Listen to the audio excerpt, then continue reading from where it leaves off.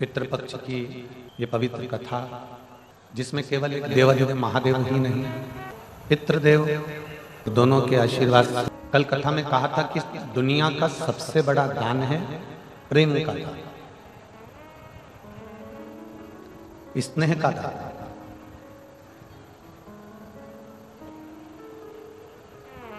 जैसे आप अन्न का दान करते हो तो अन्न प्राप्त होता है, धन का दान करते हो तो धन प्राप्त होता है।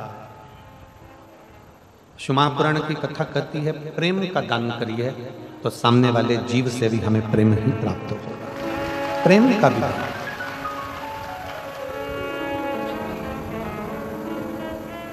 इस संसार सागर में तीन चीजें अगर आपकी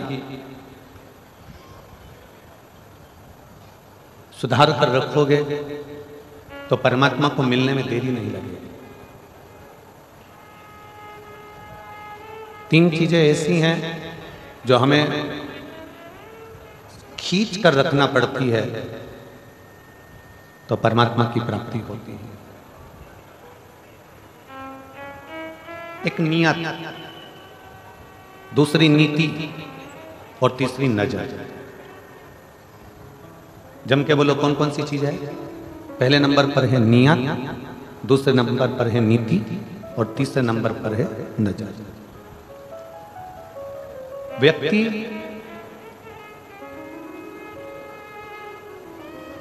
ये तीन चीजों को अगर सुधार ले, नियत, नीति और नजर को, तो समझ लो कि उसको परमात्मा प्राप्त हो गया, उसका जीवन सार्थक हो गया। नियत अच्छी है, नीति अच्छी है, नजर अच्छी है, तो किसी की हिम्मत नहीं है कि आपका कुछ बिगाड़े। किसी की सामर्थ्यता नहीं है कि आपका कुछ बिगाड़े। आप अपनी नियत को अच्छा रखिए, अपनी नीति को अच्छा रखिए और अपनी नजर को अच्छा रखिए। किसकी सामर्थ्यता हो? आप सही नियत से अगर कोई काम कर रहे हो, आप सही नियत से अगर कोई कार्य में लगे हो तो आपकी वो मेहनत रंग लाएगी। आप सही नीति से काम करोगे तो आपकी मेहनत रंग लाएगी। आप सही नजर से काम करोगे तो आपकी मेहनत रंग लाएगी।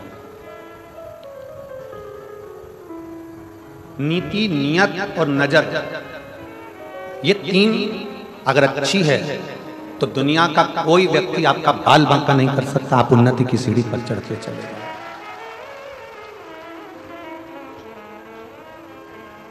जब हमारी नियत बेकार हो जाती है, हमने सोच लिया कि मेरे को ये बहुत मिल जाए, ये बहुत प्राप्त हो जाए, ऐसा हो जाए, वैसा हो जाए, तो फिर कहीं ना कहीं दुख झेलना पड़ता है। हमारी नीति गड़बड़ हो जाए, हमने विचार करा था कि मैं ऐसा करूंगा, मैं वैसा करूंगा, और तुम्हारी ये नियत, नीति और नजर, ये तीनों, अगर आपकी नजर ठीक है, आप सही दृष्टि रखते हो, किसी को गलत दृष्टि से नहीं देखते, तो फिर जीवन सार्थक। रामायण कैसे हुई? महाभारत कैसे हुई? रामायण होने का कारण क्या था? स्त्री का सम्मान नहीं हो पाया, इसलिए रामायण हो गई। स्त्री का सम्मान नहीं हो पाया तो महाभारत हो गई। और आज भी इस कलिकाल में अगर नारी को सही सम्मान ना मिल पाए, नारी को सही स्थान ना मिल पाए, नारी को सही इज्जत ना मिल पाए, नारी का अगर सही आदर ना हो पाए, तो ऐसा लगता है कि आने वाला समय भी महाभारत और रामायण का रहेगा।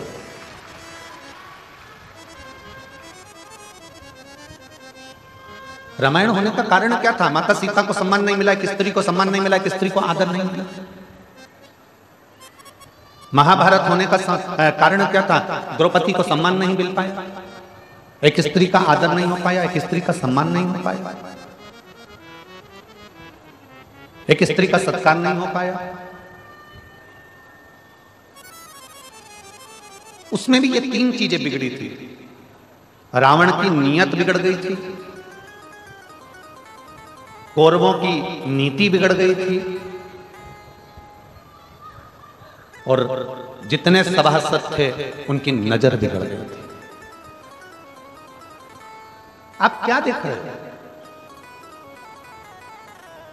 आप क्या विचार कर रहे हो, क्या सोच रखते हो, क्या दृष्टि रखते हो, ये आपके ऊपर निर्भर करता है।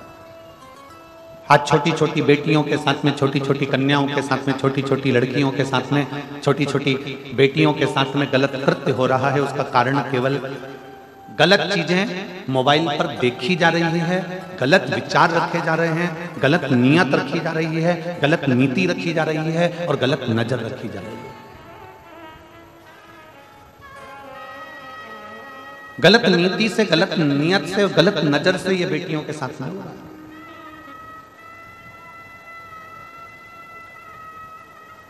जो बेटियां अपने कंधे पर स्कूल का बैग भी सही से धारण कर कर नहीं जा सकती, वो इतनी इतनी सी बेटियों के साथ में गलत कृत्य हो रहा है।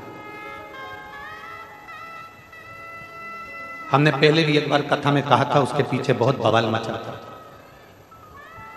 हमारी बात का लोग विवाद बहुत जल्दी करते हैं। हमने पहले भी कहा था कि लंका का राजा रावण ने सीता को छुआ था। लंका के राजा रावण ने मां जानकी को छुआ और लंका लेकर गया। तो आज तक दशहरे पर, विजयदशमी पर पूरे भारत की भूमि पर रावण का पुतला जलाया जाता है। इस व्यासपीठ के माध्यम से मेरा इतना सा निवेदन है कि अब रावण को छोड़ो और जिस मोहल्ले में, जिस नगर में, जिस गांव में, जिस शहर में, जिस क्षेत्र में छोटी बेटियों के साथ गलत कृत्य हो रहा है, उनको लाकर चौराहे पर जला दिया है।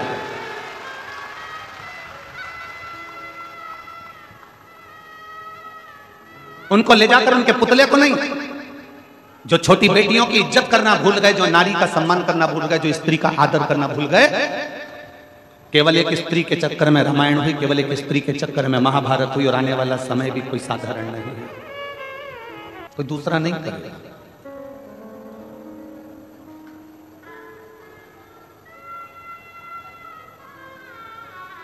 अपने घर की बेटी की रक्षा अपने को स्वयं करना पड़ेगा, कोई दूसरा नहीं करेगा। बेटी को अगर कॉलेज पढ़ने भेज रहे हो, बेटी को अगर स्कूल पढ़ने भेज रहे हो, तो निवेदन है अपने घर की बेटी को तलवार सिखाने भी जरूर भेजिए, एक भाला सिखाने भी जरूर भेजिए, डंडे चलाना भी जरूर भेजिए, कराटे चलाना भी जरूर भेजिए। उस बेटी को आत्मबल दीजिए। नियत, नीति और नजर, ये बर्बादी की ओर ले जा रही है। कितना सुंदर परिवार है भगवान शंकर का। शिवजी की बेटी अशोक सुंदरी इतनी सुंदर थी अशोक सुंदरी कि उनकी सुंदरता का वर्णन कई शास्त्रों में मिल जाता है। अशोक सुंदरी बहुत सुंदर है, बहुत सुंदर।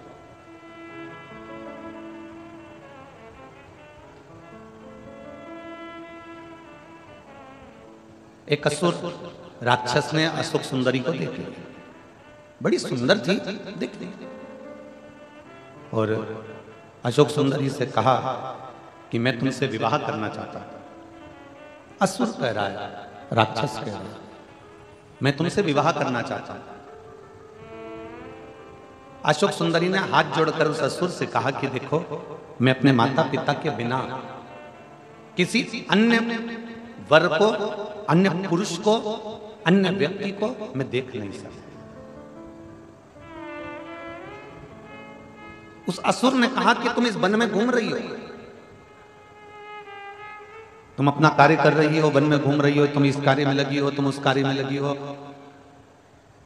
अशोक सुंदरी ने जो शब्द कहा, भारत की भूमि की एक एक बेटी से मुझे वो शब्द चाहिए। अशोक सुंदरी ने अपना शब्द कहा, सुन असुर, भारत में जन्म लेने वाली एक एक बेटी पढ़ेगी, भारत में जन्म लेने वाली एक एक बेटी आगे बढ़ेगी, भारत में जन्म लेने वाली एक एक बेटी नौकरी भी करेगी, पर भारत में जन्म लेने वाली बेटी आज संकल्प करती है कि शादी अपने मां बाप की इच्छा से करेगी। किसी दूसरे धर्म में प्रवेश कर कर या दूसरे धर्म के लोभ में या दूसरे धर्म के दिखावे में मैं नहीं जा सकता।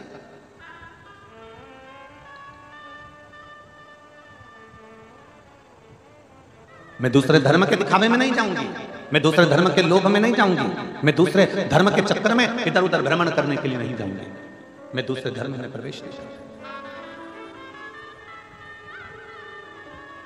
अशोक सुंदरी जैसी प्रबलता चाहिए, शंकर भगवान के बेटी जैसी प्रबलता चाहिए।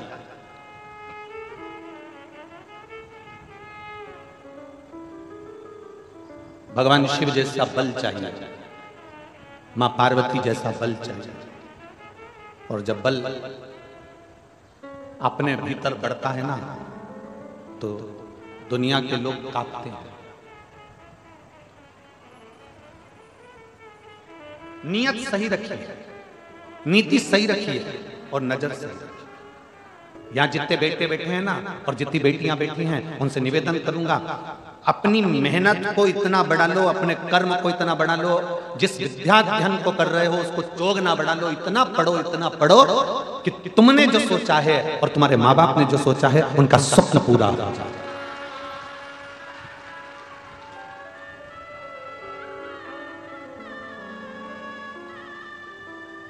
कैसे होगा? 3 चीजें यहां कथा में चल रही है। एक अपना नियत पक्की रखना, वो कहते हैं ना 3 चीजें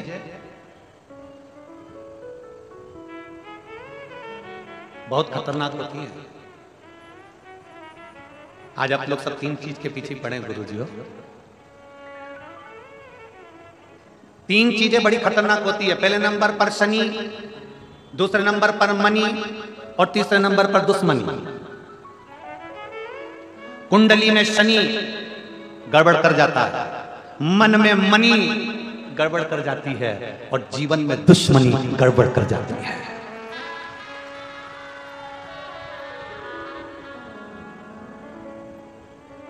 शनि कुंडली में अगर आकर बैठ गया तो वो गड़बड़ करेगा ही। शनि कुंडली में आकर बैठ गया तो वो तकलीफ देगा ही। मनी बाहर रहे, मन में ना।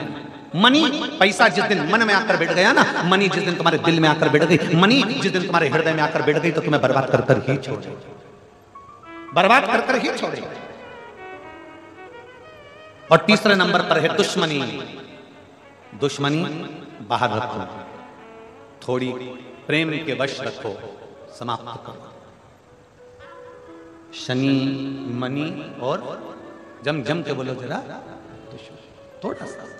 शनि कुंडली में आएगा तो तकलीफ देगा। मनी अगर मन में आकर बैठ गई, लक्ष्मी तुम्हारे मन में आकर बैठ गई, इसलिए कहते हैं लक्ष्मी को, धन को तिजोरी में रखो, लक्ष्मी को धन को लाकर में रखो, लक्ष्मी को धन को आपके घर की अलमारी में रखो। लक्ष्मी और धन को, मनी को दिल में मत आने दो। पैसा जिस दिन तुम्हारे मन में आकर बैठ जाता है उस दिन व्यक्ति को पागल कर देता है। पैसा जिस दिन तुम्हारे मन में आकर बैठ जाता है उस दिन से तुम्हें नींद आना बंद हो जाती है। पैसा जिस दिन तुम्हारे मन में आकर बैठ जाता है उस दिन से तुम्हारी जिंदगी नरक सी हो जाती है, क्योंकि तुमको सोच ही नहीं पाते, केवल लक्ष्मी, मनी मनी मनी, धन धन धन को सोच रहा। शनि, मनी और जम के बोलो जरा, दुश्मनी। बचने का प्रयास करिएगा। दुश्मनी जीवन में ना हो, सम्मुखता में ना हो। तुम्हारी देवरानी से, तुम्हारी जेठानी से, तुम्हारे रिश्तेदार से, तुम्हारे नातेदार से, तुम्हारे कुटुंबियों से, तुम्हारे परिवार से, तुम्हारे नगर में, तुम्हारे क्षेत्र में, सब जगह पर तुम्हारा प्रेम जागृत होना चाहिए। प्रेम जागृत होना चाहिए। जब हम इस गांव में कथा करने के लिए आ रहे थे तो आते आते हमको वहां सीहोर में सूचना मिली कि कथा जो लिए हैं तो कहा कि गांव के लोग, नगर के लोग सहयोग नहीं करें। तो हमने समीर जी से कहा कि दुनिया में ऐसा कोई गांव नहीं और दुनिया में ऐसा कोई नगर नहीं कि वो धर्म के कार्य में कभी सहयोग ना करता। दिल में मनी को ना घुसे। मनी अगर दिल में है तो तेरी जिंदगी बर्बाद कर देगी। अगर मनी तुझे भगवान ने दी है तो उसको सत्कर्म की पूंजी को लगाने का प्रयास करे तो जिंदगी को आनंदमय कर दे। और आज हो क्या रहा है? कांटा कुडीही का, धमतरी जिले का एक एक बच्चा, एक एक व्यक्ति इस छोटे से गांव की कथा को सफल बनाने का अथक प्रयास कर रहा है। अथक प्रयास कर रहा है।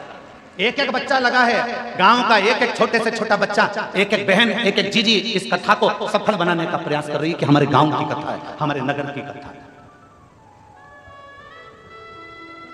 एक एक क्षेत्र का व्यक्ति, पूरी धमतरी जिले का व्यक्ति इस कथा को सफल बनाने में लगा हुआ है। जो इस कथा से नहीं भी जुड़े थे वो भी अब खड़े होकर इस कथा को सफल बनाने का प्रयास कर रहे हैं कि कैसे भी ये कथा किसी भी रूप में सफल हो जाए। सफल मनी पैसा मन में मत आने दो। अगर ये मनी ये पैसा तुम्हारे मन में आ गया तो ये तुम्हारी जिंदगी को बर्बाद कर देगा। बर्बाद।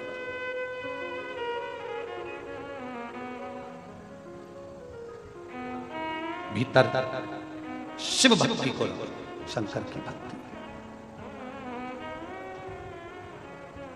और जिसके हृदय में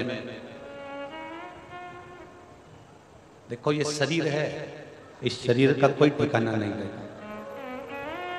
आज चल रहा है, कल चले ना चले। आज मन लगा है, कल लगे ना ना, कल लगे ना ना। पूरी जिंदगी ऐसे ही निकल जाती है। बचपन होमवर्क में निकल जाता है। बोलो बोलो जम के बोलो। बचपन जम के बोलो जरा, होमवर्क में निकल जाता है। जम के बोलो जरा, बचपन होमवर्क में निकल जाता है। जवानी होम लोन में निकल जाती है। और बुढ़ापा अलोम और विलोम में निकल जाता है। हो गया जिंदगी पूरी समाप्त हो गई जिंदगी। पूरा बचपन निकल गया। होमवर्क कर, होमवर्क कर, होमवर्क कर। माँ कूटे, बाप कूटे, सब कूटे। होमवर्क कर, होमवर्क कर, होमवर्क कर। बचपन निकल गया, जवानी आ गई। मकान बनाना है, क्या करना है? होम लोन ले लो। होम लोन ले लिया, कर्जा चुका, कर्जा चुका, कर्जा कर्जा कर्जा, आखिरी में मर जा। चुका चुका के मर गए।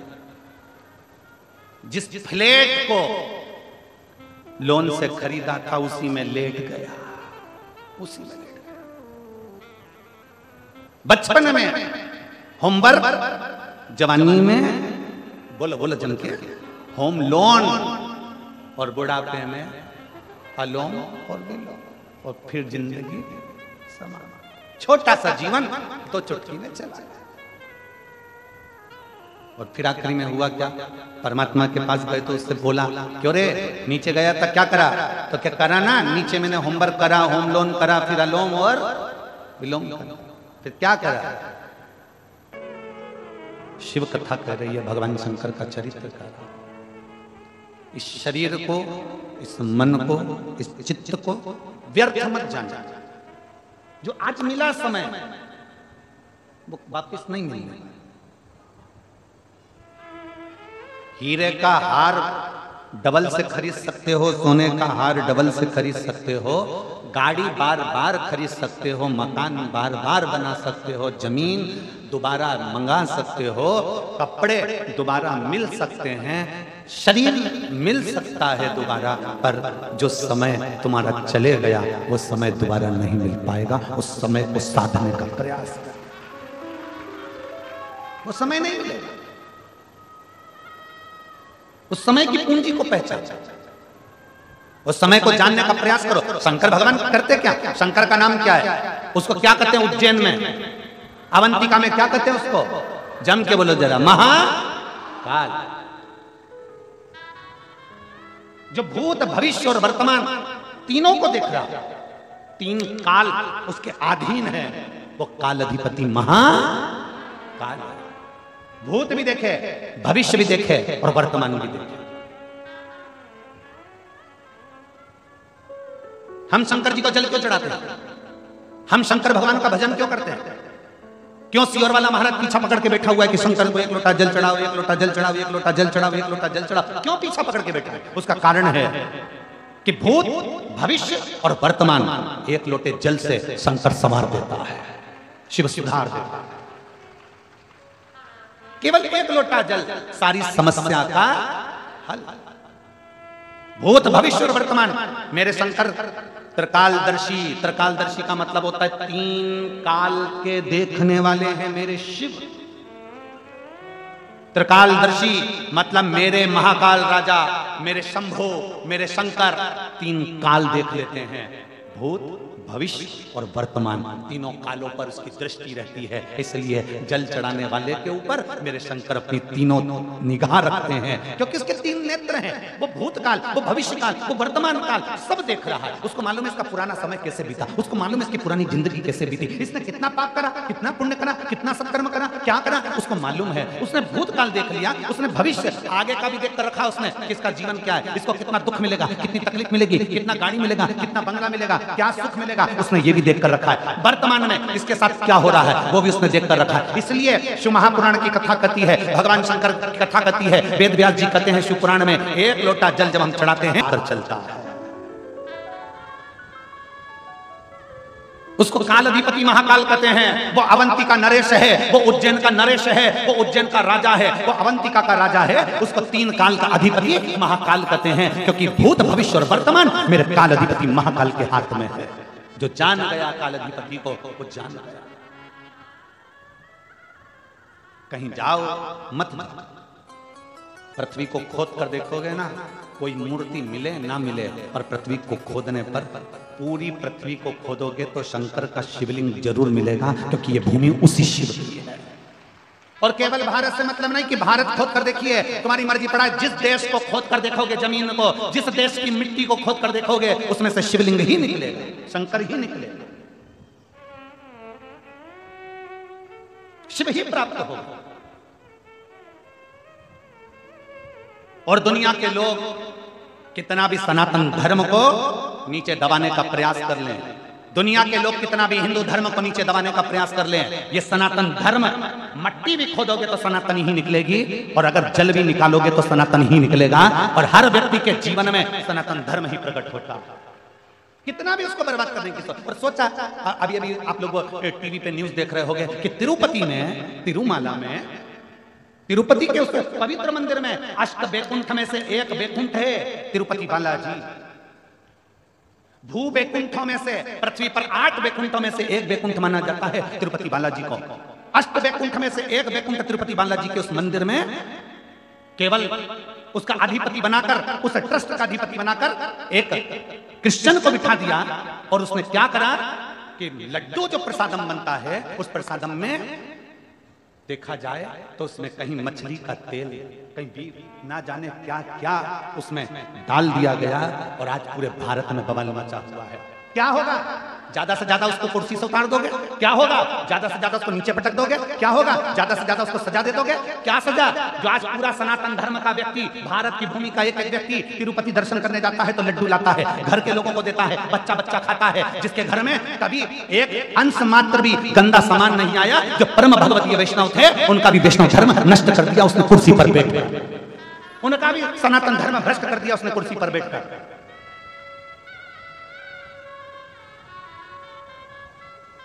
इसीलिए सनातन धर्म बार बार कहता है कि मंदिर बड़े बनाना तो उसके साथ में गौशाला 4 चौगनी बड़ी बनाना। क्यों? क्योंकि अगर मंदिर की गौशाला होती, मंदिर की गौशालाएं होंगी, बड़ी बड़ी गौशालाएं होंगी, तो मंदिर में जो गाय माता का दूध आएगा, उस गाय के दूध से घी बनेगा, घी बनेगा तो कितना भी लड्डू बना लो, उसमें गाय का घी डलता रहेगा। आपसे भी निवेदन है, अपने मोहल्ले में, अपने नगर में बड़ी बड़ी गौशाला बनाने से अच्छा है तुम्हारी जो सोसाइटी है, तुम्हारी जो कॉलोनी है, उस कॉलोनी में कितने लोग रहते हैं? तुम्हारी कॉलोनी में 25 लोग रहते हैं, तुम्हारे घर में जगह नहीं है गाय रखने की, तुम्हारे घर में जगह नहीं है गौ माता रखने की, तुम्हारी कॉलोनी में 25 लोग रहते हैं, तो एक जगह अलग से प्लाट किराए से लो, उसमें टीन लगाओ, और उसमें 25 घर हैं, तो 25 घर की 25 गाय एक छोटी सी कॉलोनी में रखिए, उन 25 गाय का पालन करो, पोषण करो, एक व्यक्ति लगा लो, तनख्वाह दो, सब कुछ करो, और 25 गाय का जो दूध आए वो 25 घर में जाए, 25 गाय का दूध 25 घर में जाएगा, घी असली मिलेगा तुम्हें, गाय का दूध असली मिलेगा, गाय का गोबर असली मिलेगा, और गौमूत्र असली मिलेगा, और गाय की सेवा असली मिलेगी, तो हमारा भारत भी संवरेगा और हमारा राष्ट्र का उत्थान भी होगा। ये भारत भी संवरेगा और राष्ट्र का उत्थान होगा। गौ माता को तो पीछे हटा दिया, गौ माता को तो दूर कर दिया, क्या होगा? बड़े बड़े मठ मंदिरों से इन अधर्मियों को नीचे उतार दो, और किसी सनातन धर्म का विद्वान को पीठ पर बिठाओ, तब राष्ट्र का उत्थान होगा, तब राष्ट्र का उत्थान होगा। क्या देख रहा है? क्या क्या होने वाला है उनका?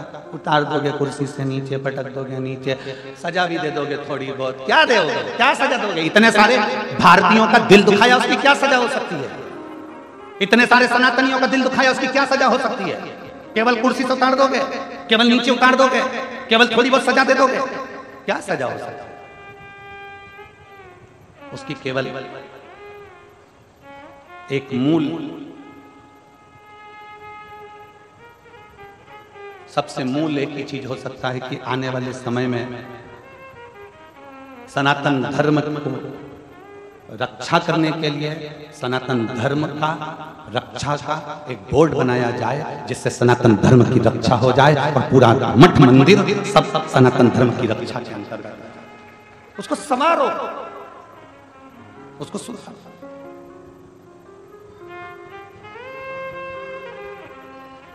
कितना प्रसन्नता का भाव है। आप लोग यहाँ आते हो शिव तत्व को ग्रहण करने के लिए, शंकर की भक्ति को ग्रहण करने के लिए, शिव तत्व अपने भीतर उतारने के लिए, शिव तत्व को अपने भीतर उतारने के लिए।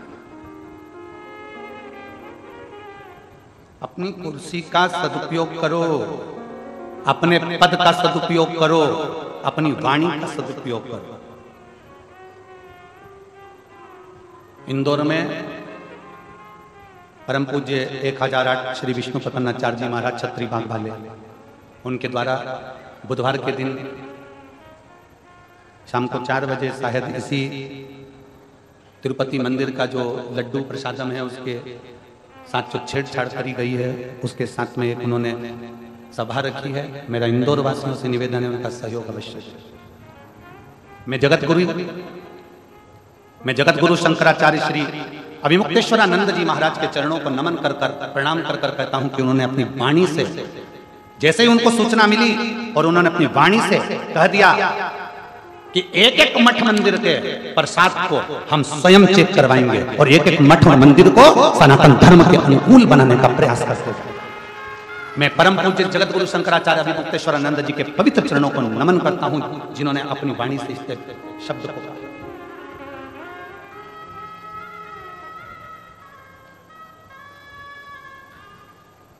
और जागो, जागो तो एक बार हिंदू जागो, तुम जागो एक बार, जागोने का प्रयास जाओ शंकर के मंदिर, जाओ शिवालय के मंदिर, जाओ शंकर के दरवाजे पर। 3 काल भगवान शंकर साथ देते हैं, भूत भविष्य और वर्तमान। मेरे शिव त्रिकालदर्शी कहलाते हैं, इसलिए उनको त्रिकालदर्शी देवाधिदेव महादेव, त्रिलोकी का नाथ, त्रिपुंडधारी, त्रिनेत्रधारी, त्रिशूलधारी, इसलिए उसको कहते हैं कि वो 3 कालों को साध लेता है। वो 3 कालों को साधता है।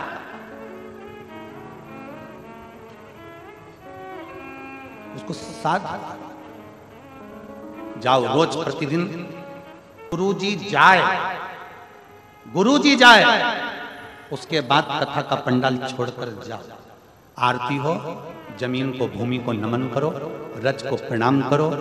शिव महापुराण की कथा हमने पहले कथा में कहा था, स्टेशन देखकर ट्रेन रुक जाती है, बस स्टैंड देखकर बस रुक जाती है, हेलीपैड देखकर हेलीकॉप्टर उतर जाता है। शिव महापुराण की कथा होती देखकर मेरा महाकाल उतर जाता है।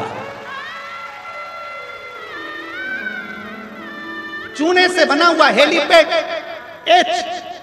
चूने से बना हेलीपैड देखकर हेलीकॉप्टर नीचे उतर जाता है। जहां शंकर की कथा होती है उस भूमि पर मेरा काल अधिपति महाकाल राजा मेरा शिव 5 दिन के लिए भूमि पर उतर जाता है। शिव की निंदा कभी मत सुनो, शिव भक्त की निंदा कभी मत सुनो। शिवालय रोज जल चढ़ा, लोग हंसने दो, अपशब्द कहने दो। जिस पर दुनिया हंसती है, जिस पर दुनिया ताना कसती है, एक दिन वही भारत की भूमि पर राज कर कर बताता है। जिस पर दुनिया हंसती है, ताना कसती है, वही संसार में ऊंचा बढ़ता चले जाता है, वही आगे बढ़ता है। लोग हंसते थे। हमारी समाज में आज तक किसी बेटी ने और किसी बहू ने कोई कंपटीशन एग्जाम तक नहीं दी। पर मेरा बेटी संगीता नागेश, पति श्री लोकेश जी नागेश, आपको बहुत बहुत बधाई है। आपने वो कर दिखाया जो आने वाली बेटियों के लिए प्रेरणा है, आने वाली बेटियों के लिए प्रेरणा है। तुमने वो कर दिखाया, उसकी बधाई है। और अच्छा करो। अगर भगवान तुमको नौकरी देना, सबको सब अच्छे अच्छे ऊंचे ऊंचे पद पर अगर बैठ जाओ ना, सब अगर अच्छे पदों पर विराजमान हो जाओ, तो निवेदन है कि कुछ अच्छा करने का प्रयास करना। अच्छा, और मत बुरे कर्म कर बंदे, वरना पछताएगा। भगवान की आंखों से तू बच नहीं पाएगा, तो बच नहीं पाएगा। अरे ओ अज्ञानी मत करना गाली, अरे ओ अज्ञानी मत करना गाली। तेरे कर्म का फल भी तू ही पाएगा, जैसा किया तूने तेरे आगे आएगा। मत बुरे कर्म कर बंदे, वरना पछताएगा। तेरा कर्म तुझे भोगना पड़ेगा, तेरा कर्म तुझे भोगना है। पहले भी कथा में कहा, आज फिर कहते हैं, प्रॉपर्टी के हिस्सेदार बहुत सारे होंगे, जमीन के हिस्सेदार बहुत सारे होंगे। प्रॉपर्टी के हिस्सेदार बहुत सारे होंगे, जमीन के हिस्सेदार बहुत सारे होंगे, तुम्हारे घर के जायदाद के, तुम्हारे वस्त्र आभूषण के हिस्सेदार बहुत सारे होंगे। पर शिव महापुराण की कथा कहती है, तुम्हारे कर्म का भोग भोगने का कोई हिस्सेदार नहीं होगा, तुम्हें अकेले भोगना पड़ेगा। अगर भगवान पद दे, प्रतिष्ठा दे, तुम्हारे को कुर्सी दे, सम्मान दे, तो प्रयास करना कि शरीर से किसी का बुरा ना, बुरा ना। अच्छा करो, खूब अच्छा करो, श्रेष्ठ करो, बहुत श्रेष्ठ। जब हम बाबा को समर्पित करते हैं तो हमारे जीवन का एक कल बदलता है।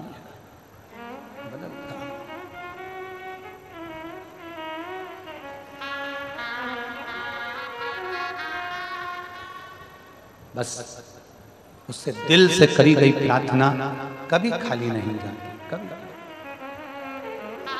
ब्रह्मा जी जिस शिवलिंग को प्रकट किए हैं, शिवलिंग की वाणी से ब्रह्मा जी का सिर कट जाता है। स्वयं काल भैरव प्रकट होकर नख को तोड़कर ब्रह्मा जी के सिर को काट दिया। और सृष्टि का क्रम प्रारंभ होता। सती मैया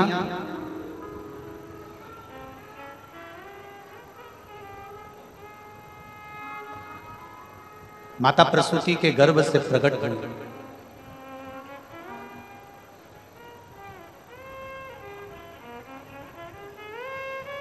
बाबा देवादिदेव महादेव के साथ में उनका मंगल विवाह हुआ। पिता के घर में भगवान देवादिदेव महादेव के रोकने पर भी ना रुकी और चली गई, अपमान माना।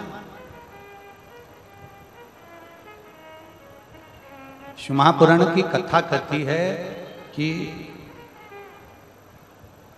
ऊंचा महल, बड़ा मंदिर, ऊंचा महल देखा, बड़ा घर देखा, बहुत बड़ा बंगला देखकर किसी की हम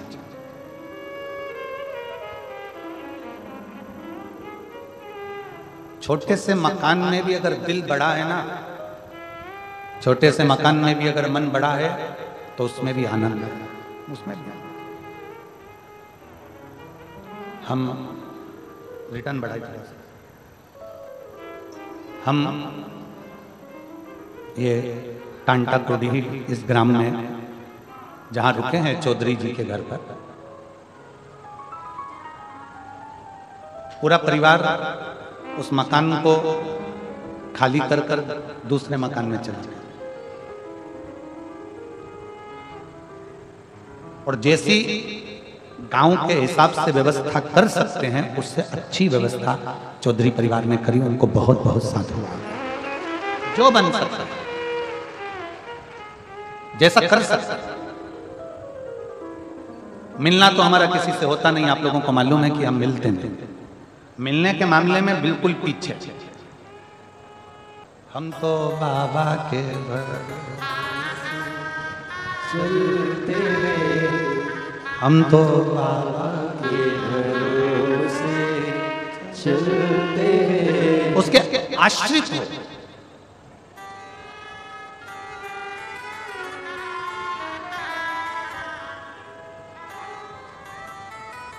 यजमान बने हो, कथा में बैठे हो, और आप जितने इस पवित्र प्रांगण की पंडाल में बैठकर कथा सुन रहे हो, हम तो भोलेनाथ जी से केवल इतनी प्रार्थना करते हैं कि ये जितने भी हैं अगर दिल से आपकी सेवा में लगे हैं ना बाबा, तो दिल से इनकी झोली भी खुशियों से भर जाए। दिल से अगर लगे हैं, दिल से,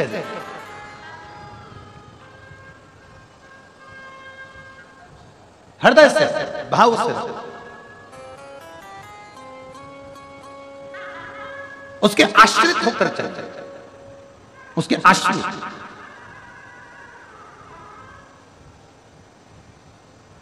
सती मैया को समझाया था भगवान शंकर ने, मत जा, सती नाम, सती मानी नहीं।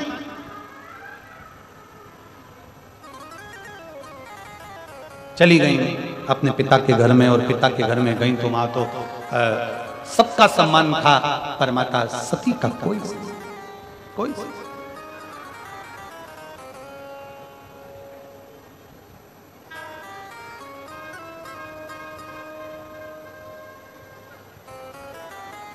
सब बहन भी आई, पर बहन सती माता से नहीं मिली, भाई भी सती माता से नहीं मिले, परिवार का कोई सदस्य सती माता से नहीं, कोई सदस्य।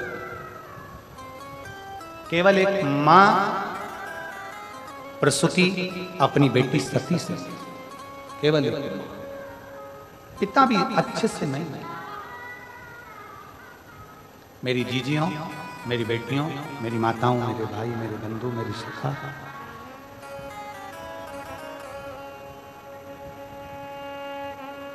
श्राद्ध पक्ष के अंदर एक बात जरूर कहेंगे। संसार की प्रत्येक मां भगवान से प्रार्थना करती है कि मेरी गोद में मेरा बच्चा खेले। दुनिया की ऐसी कोई मां नहीं है जो भगवान से प्रार्थना नहीं करती कि मेरी गोद में मेरा बच्चा ना खेले। संसार की प्रत्येक मां भगवान से प्रार्थना करती है कि मेरी गोद में मेरा बच्चा खेले। पितृपक्ष में, श्राद्ध में जितने बेटे हैं जिनको मां ने अपनी गोद में खिलाया है, वो बेटे भगवान से प्रार्थना करना कि जब मां बूढ़ी हो तो हमारे घर में रह ले। आज सबसे बड़ी विडंबना, सबसे बड़ी अगर विडंबना है तो इस बात की विडंबना है कि जैसे जैसे वृद्ध अवस्था आती चली जाती है, घर के लोग बुजुर्गों को वृद्धाश्रम में छोड़ा।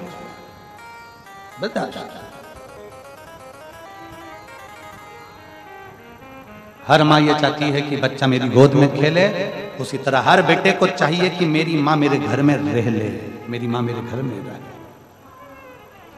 अवस्था हो, बचपन निकल गया तुम्हारा, जवानी आ गई, विवाह हो गया, शादी हो गई, घर में धर्म। और जिस घर में माँ बाप की इज्जत नहीं होती, जिस घर में माँ बाप की इज्जत नहीं होती, उस घर में देखना कभी बरकत नहीं होती, उस घर में देखना कभी बरकत नहीं होती।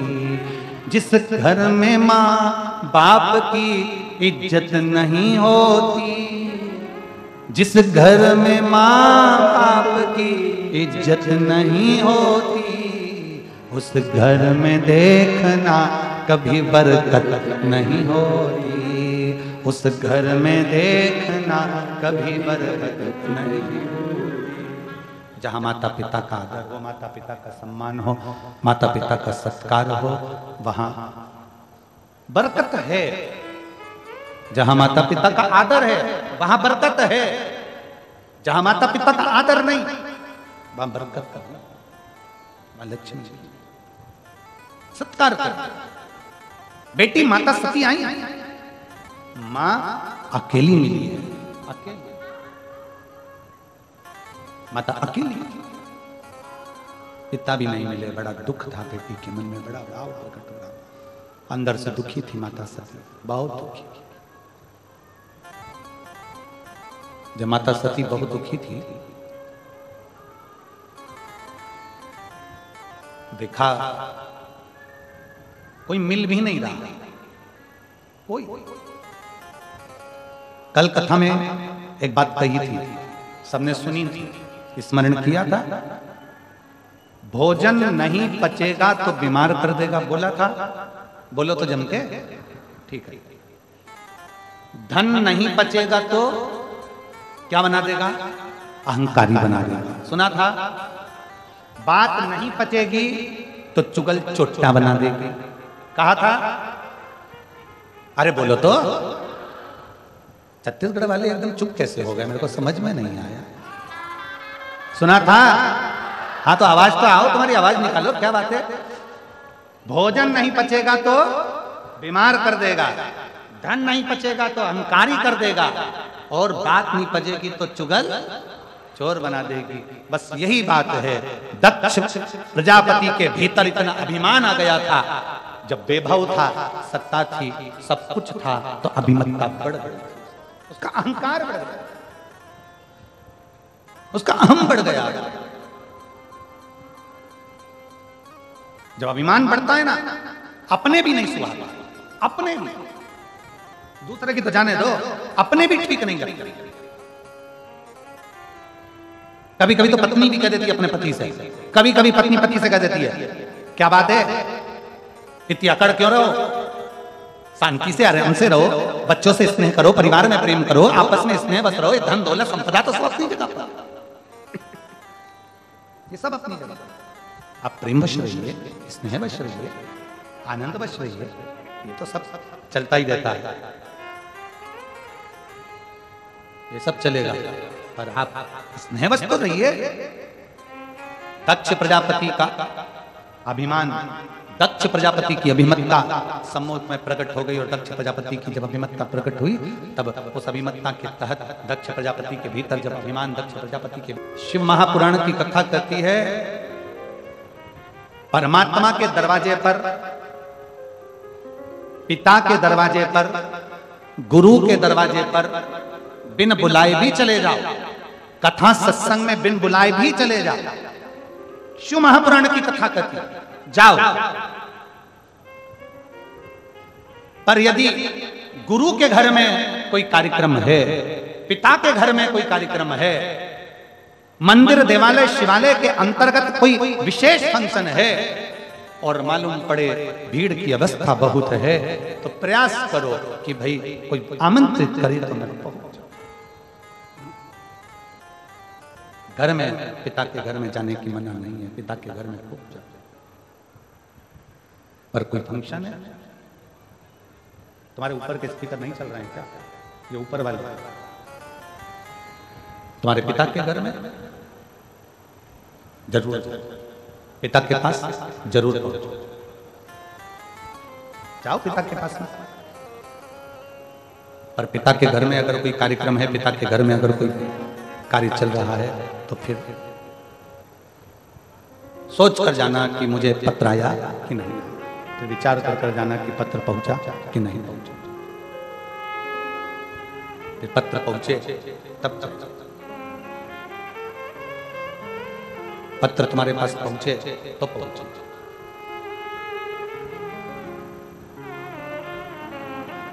गुरु घर में कार्यक्रम है, तुम्हारे पास में जब कोई कार्यक्रम ना रहे तब जरूर जाओ, पर गुरु के घर में अगर कोई फंक्शन है, कोई कार्यक्रम है, तो बिना पत्र के फिर ना जाए, फिर ना जाए। सती मैया पहुंची यज्ञ की अग्नि में, सती माता जलकर बस यज्ञ किया। क्रोध आया भगवान शंकर को, और इतना क्रोध भगवान शिव जी को आया। भगवान शंकर को इतना क्रोध भगवान शिव को आया कि शंकर भगवान क्रोध में आकर उपद्रव करते। केश थोड़ा वीरभद्र को भेज दिया, जाकर पूरी यज्ञशाला को विध्वंस कर, पूरी यज्ञशाला विध्वंस कर दी जाए। यज्ञशाला विध्वंस हो गई। दक्ष प्रजापति का सिर कटा, अग्नि में जाकर गिर गया, अग्नि में गिरा। हाहाकार मच गया, यजमान का सिर कट गया, यजमान का सिर कट गया। यज्ञ कौन कराए?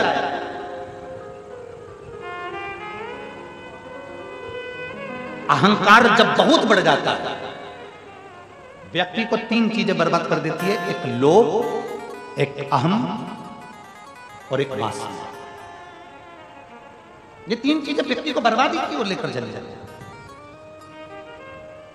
जब व्यक्ति के अंदर लोभ जागृत हो जाता है, जब उसके अंदर लोभ जागृत हो जाता है, तो वो बर्बाद हो जाता है, तब वो बर्बाद होता है, सिरा पकड़।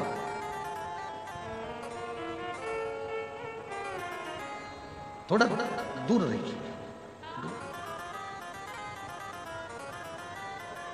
थोड़ा। देवताओं ने आकर भगवान शंकर से विनती करी, भोले बाबा इस यज्ञ को पूर्ण कराइए। शंकर भगवान ने कहा, दक्ष प्रजापति का तो सिर कट के अग्नि आप कर सकते। भगवान देव आदिदेव महादेव भगवान शंकर को पूर्ण परमेश्वर कहा गया। पूर्ण परमेश्वर, पूर्ण परमेश्वर का मतलब है जो दुनिया में कोई ना कर पाता, जो दुनिया में कोई ना कर सके, वो मेरा देव आदिदेव महादेव कर सकता है, जो कोई ना कर। सती मैया जलकर भस्म हो गई। भोलेनाथ जी ने यज्ञ पूर्ण करवाया। दक्ष प्रजापति का जो सिर कटा था, उस पे बकरे का सिर जोड़ दिया, बकरे का सिर लगाया। दक्ष प्रजापति यज्ञ प्रारंभ किए। अब जैसे ही बकरे का सिर लगा, बाबा भोलेनाथ जी की स्तुति दक्ष प्रजापति करने लगे। अब बकरा अंग्रेजी बोलता है, बकरा ना हिंदी बोलेगा, ना अंग्रेजी बोलेगा, ना संस्कृत बोलेगा, ना फारसी बोलेगा, ना कोई भाषा बोलेगा। बकरा बकरी की अपनी भाषा है। अब दक्ष प्रजापति को जो बकरे का मुख लगा, वो भगवान शंकर की स्तुति कैसे करें? तो बकरा जो बोला, शंकर भगवान समझ गए कि मेरे भगवान, मेरे ससुर ने मेरी स्तुति कर दी, ये मेरा ससुर स्तुति कर रहा। उस दिन से नियम बन गया। शंकर भगवान ने कह दिया, दक्ष प्रजापति तुमने बम बम बोलकर मेरी स्तुति करी है, मैं वर देता हूं, जो मेरे मंदिर में आकर बम बम बोलेगा, मैं समझ जाऊंगा कि मेरा ससुर आया है, मैं समझ जाऊंगा। अब एक जगह हम कथा कर रहे थे, उस कथा में हमने कह दिया कि पुरुष अगर जाके बोले कि बम बम, तो भगवान समझे ससुर आया। तो एक माता जी ने कहा अगर स्त्री बम बम बोले तो, हमने कहा सास, उसमें क्या दिक्कत? शिव तो शिव है, ओगड़ी तो ओगड़ी है। चले बाबा भोलेनाथ। सती मैया जलकर भस्म हुई, हिमालय राज के यहाँ गई। हिमालय राज के यहाँ जो सती माता जन्मी, वो पार्वती माता के नाम से विख्यात हुई। बोल पार्वती माता की, माँ पार्वती के नाम से विख्यात हो गई। अवस्था देव ऋषि नारद ने कहा, और देव ऋषि नारद के कहने पर धीरे धीरे धीरे धीरे माता पार्वती शंकर भगवान की आराधना में लीन हो गई। समय आया, शंकर भगवान का विवाह माता पार्वती जी के साथ पक्का हो गया। शिव दूल्हा बने, पार्वती बोलो बोलो झमके दुल्हन। हमारे मध्य प्रदेश में दूल्हे को बना कहते हैं और दुल्हन को बनी कहते हैं। छत्तीसगढ़ में यहां पर भी बोलते होंगे ना बन्ना बन्नी। अरे बोलो तो जम के बोलते हैं। शादी में रात को मेरी जीजियां ढोलक पीट पीट के गाती हैं, बन्ना जी बन्ना जी बन्ना जी बन्नी जी बन्नी जी बन्ना जी, दिल्ली जाना जी, वहां से लहंगा लाना जी, ऐसा गा। दूल्हे को बना, दुल्हन को बनी। क्यों कहते हैं बना जी बना जी बना जी? लड़के क्या कहते हैं बना जी, और लड़की क्या कहते हैं बनी जी। दोनों को चिल्ला चिल्ला कर कहते हैं बना जी बनी जी, दोनों को कहते हैं।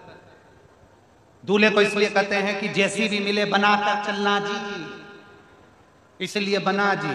और दुल्हन को कहते बनी जी, कितनी भी लड़ाई हो वहीं बनी रहना, झगड़ के मायके मत आना, तो बनी। दूल्हा को कहते बना और दुल्हन को कहते बनी, और दोनों में ही नहीं बनी तो काय का बना और काय की बनी। बने तो समझो बना और बना। भगवान शिव की कथा कहती है, देवदेव महादेव की बारात जाती है, सुंदर मंगल विवाह होता है। पार्वती जी को लेकर भगवान शंकर कैलाश पर आते हैं। समय बीतता है, भगवान शंकर तो कैलाश पर आ गए, मां पार्वती ने अपने तन पर उपटन धारण किया। पार्वती जी ने तन पर उपटन लगाया और उपटन लगाकर माता पार्वती चल स्नान के लिए जा रही थी। शरीर के उपटन को निकालकर एक पुतला बना दिया, और शरीर के उपटन को निकालकर जब एक पुतला बनाया, सखी ने कहा कि पार्वती क्या इस पुतले में प्राण आ सकते हैं? क्या इस पुतले में प्राण आ सकते हैं? पार्वती जी ने हाथ में जल लेकर उस पुतले में प्राण दे दिया। जैसे ही पुतले में प्राण आए, पुतले को बिठा दिया दरवाजे पर। मां स्नान करने चली गई, किसी को अंदर आने मत देना। बाबा देवादिदेव महादेव भोलेनाथ उसी समय पर उनका आगमन रोक दिया। शिव शंकर भगवान ने त्रिशूल से बालक का सर काट दिया। सर कट कर गया मां की गोद में। क्रोध आया,